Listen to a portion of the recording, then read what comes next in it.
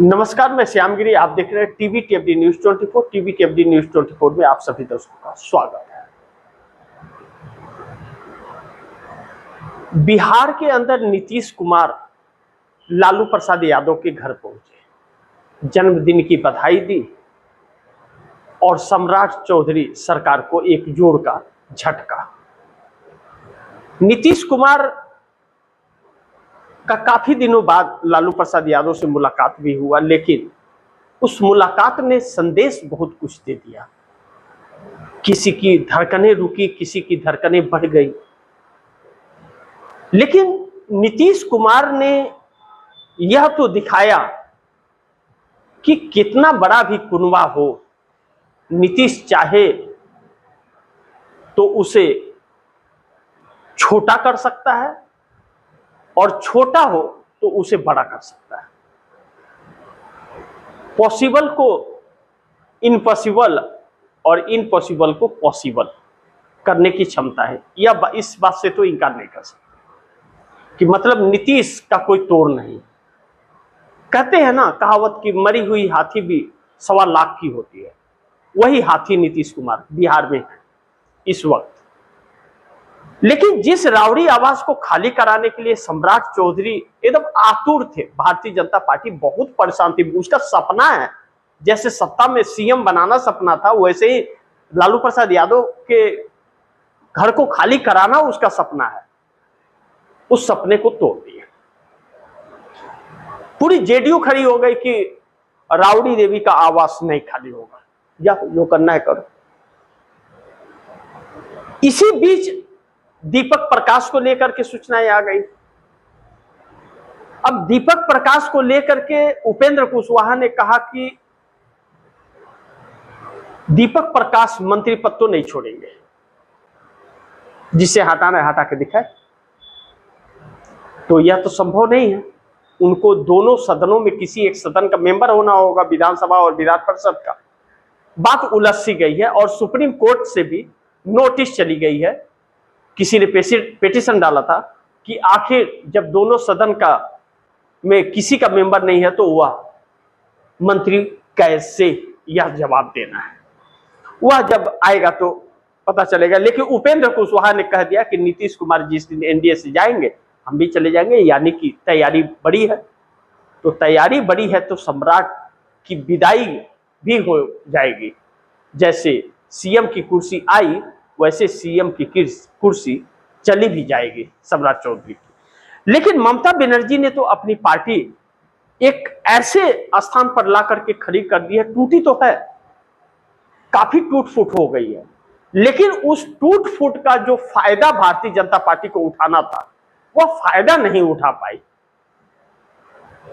एक ऐसे ढेर पर खड़ा कर दी उन लोगों को, एक ऐसे दल के अंदर शामिल करा दिया जिसका कोई वजूद ही नहीं है, नाम ही नहीं है, जिसकी कोई पहचान ही नहीं है, उधर ढकेल दिया। तो भाजपा ने उन 20 लोगों को भाजपा में क्यों नहीं शामिल किया? पैसे तो खर्च भाजपा ने किया था, वह नहीं की।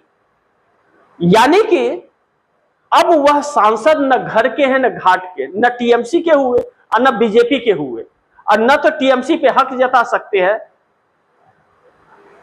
लेकिन वह भारतीय जनता पार्टी के लिए काम कर सकते हैं और वह करवाएगी भी।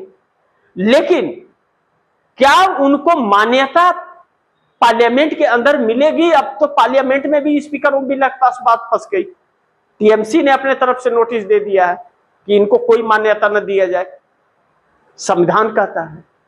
और संवैधानिक कानून एक्ट जो है, जिस पार्टी में वह शामिल हुए हैं उस पार्टी में हो ही नहीं सकते, क्योंकि वह पार्टी रजिस्टर्ड है ही नहीं नेशनल लेवल पर, उसका राजनीतिक अस्तित्व नहीं है। वह चुनाव आयोग के उस समीकरण को फॉलो ही नहीं करता है जो कानून कहता है। तो फिर कैसे हो गए? और अब वह शामिल होकर के यह कहते हैं लोग कि हम इंडिया के लिए काम करेंगे। तो मोदी तो अच्छे लगते हैं, मोदी के काम के लिए तो बंगाल की जनता ने उन्हें वोट दिया नहीं था, उन्हें तो मोदी के खिलाफ दिया था। तो अब बंगाल की जनता उनका इंतजार कर रही है, आ जाओ तो भारतीय जनता पार्टी अभी तक जो टमाटर अंडे फेंकवा रही थी, तो कहीं ईंट और पत्थर न उनके ऊपर पड़ने लगे, लेकिन सबके सब दबाव और प्रेशर और डर की वजह से गए हैं, यह तो तय है। लेकिन ममता बनर्जी के आंखों में आंसू भी झलका, दर्द भी हुआ है भी, लेकिन पार्टी बच गई, यह बहुत बड़ी बात है। पार्टी बच गई तो सांसद विधायक तो यूं चुन करके आ जाएंगे चुनाव में। हमेशा भाजपा ही नहीं रहेगी, हमेशा वोट चोरी ही नहीं होगा, हमेशा ऐसे ही चुनाव आयोग, गुलाम चुनाव आयोग नहीं रहेगा।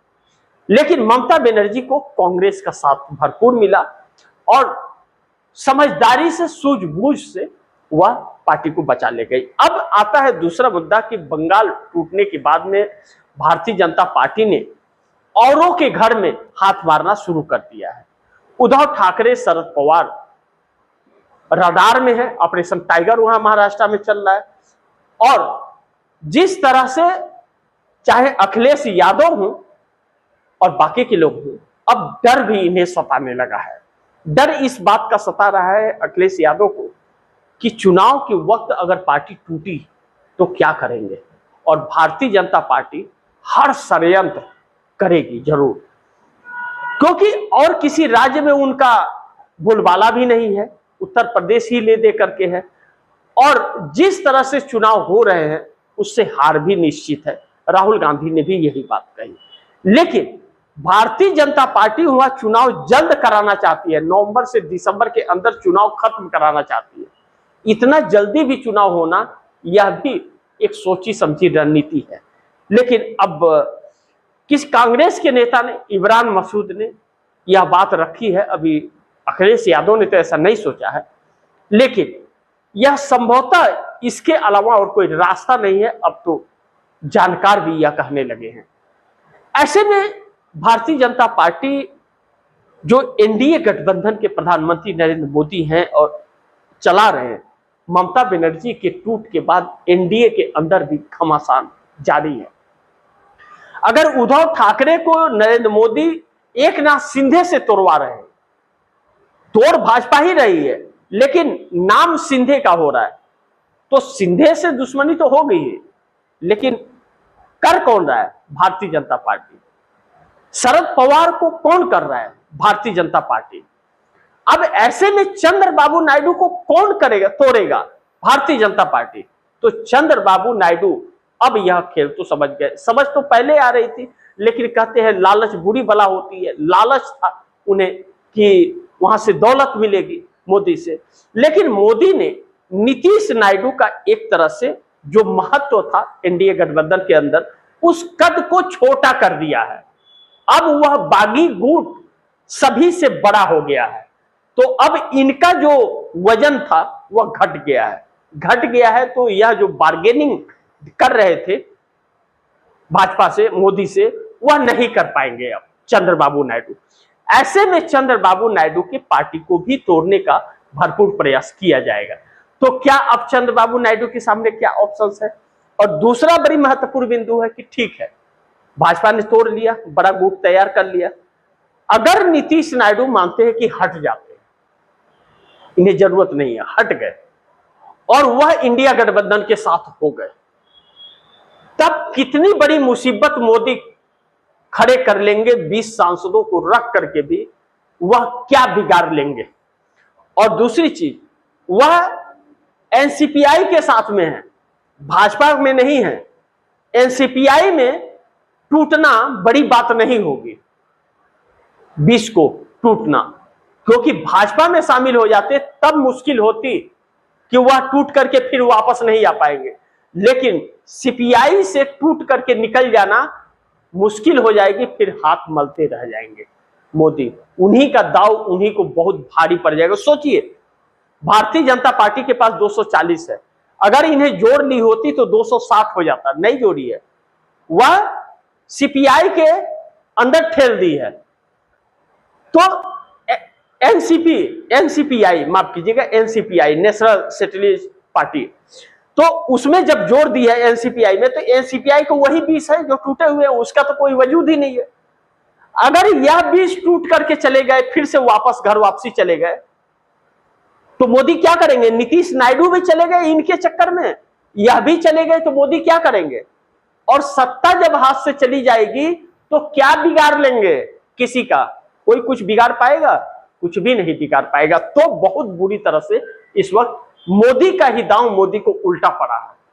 बाकी वक्त है, वक्त बड़ी तेजी से बदल रहा है और समीकरण नए नए गढ़े जा रहे हैं। यह है प्लस पॉइंट कि न्यायपालिका, चुनाव आयोग, स्पीकर सब उसके गुलाम बने हुए हैं, लेकिन कब तक, उसका भी अंत निश्चित है। बाकी आप दर्शक क्या सोचते हैं, आप दर्शकों की क्या राय है, क्या सुझाव है, कमेंट बॉक्स में जरूर दीजिएगा। इस खबर को ज्यादा से ज्यादा शेयर कीजिए, अपने दोस्तों को भी कहिएगा आगे शेयर करें। और आपने अगर टीवी न्यूज़ 24 को सब्सक्राइब नहीं किया, सब्सक्राइब कर लीजिए, अपने दोस्तों को भी कहिएगा सब्सक्राइब करें। मिलते हैं अगली खबर के साथ, तब तक के लिए नमस्कार।